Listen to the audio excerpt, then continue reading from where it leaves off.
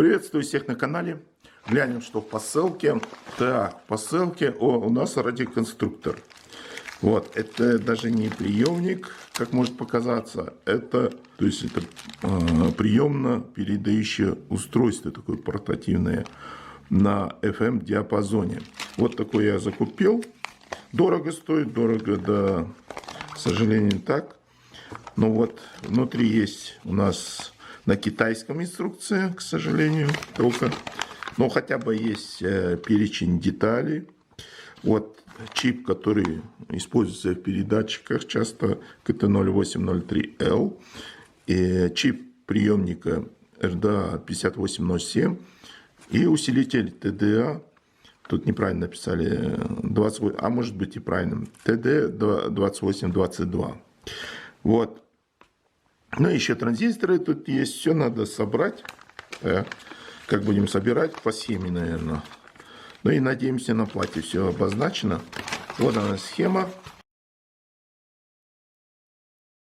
Внутри у нас, значит, динамик, корпус, пластмасса. В основном это кнопки, вот они, как в конструкторах. Это у нас оболочка антенны, вот, защитная, а это сверху надевается. Вот, это что такое? Это часть конструкции. Дисплей, хоть и грязный, но это у нас защитная пленка грязная. Так что все нормально. Вот, печатная плата. Печатная плата, как ожидаемо, качественная. Все элементы практически SMD. В самом начале рекомендую рассортировать детали для того, чтобы обнаружить недостающие детали, а также облегчить работу в последующем. Вначале припаиваем низкие элементы, это у нас резисторы и затем конденсаторы монолитные. Далее у нас идут по очереди транзисторы, они имеют разные номиналы. Далее припаиваем чипы, затем припаиваем мембранные кнопки. Обратите внимание, что их трудно припаять, нужно использовать паяльную кислоту. Далее припаиваем кристаллы. Теперь припаяем экранчик.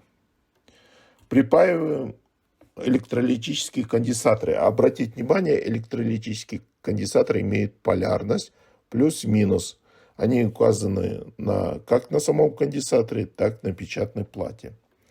Припаяем гнездо для наушников. Установим колодки питания. Теперь устанавливаем динамик и микрофон. Их лучше всего термоклеем заклеить, либо каким-нибудь клеем. Теперь кнопки устанавливаем. Далее установим антенну, прикручиваем печатную плату к корпусу и припаиваем все провода. Теперь осталось установить колпачок на антенну, закрутить саморезы и установить батарейки. На лицевой части мы устанавливаем стекло, которое прилагается. Ну что ж, все, забрали радиоприемник. Сборка была легкая, быстрая и приятная. Потому что, все сделано классно. Но недостаток такого конструктора – дороговизна. Поэтому, наверное, кто начинает, лучше выбрать какой-нибудь радиоприемник попроще, да, подешевле. Ну что ж, управление тут довольно-таки простое. Вот это переключатель приема передачи. Он может принимать и посылать сигналы, да. Вот. Принимает сигналы, как обычный радиоприемник, а посылает, тут микрофон есть, вот он встроенный, и мы можем посылать на другую такую же рацию или похожую FM-диапазоне. Так, можно и на радиоприемник послать. Так как у меня второй рации нету, то будем посылать на радиоприемник. Ну, давайте включать. Включается это нажатием кнопки, выдвинем антенну. Кстати, антенна у нас не длинная, 20 сантиметров. Так, включаем здесь кнопку, нажимаем.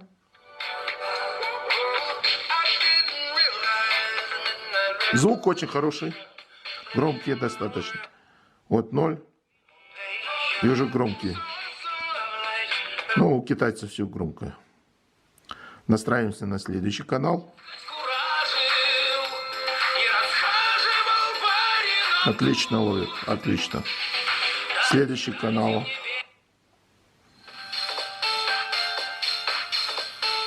Шикарно.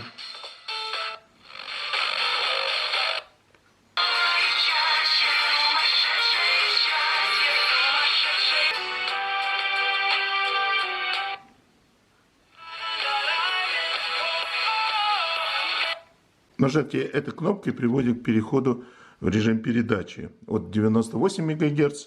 И вот настроил приемник цифровой, взял специально. И он сам нашел эту волну в поиске, так? Сейчас он настроен. Так, теперь я отойду и буду говорить что-нибудь. А вы послушайте, работает радиостанция или нет.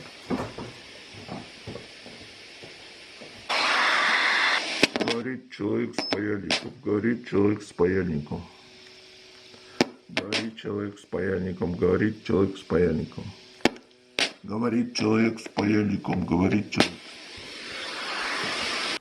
Подведем итоги. Конструктор очень замечательный. Для детей будет радость, если 2 штуки таких купить.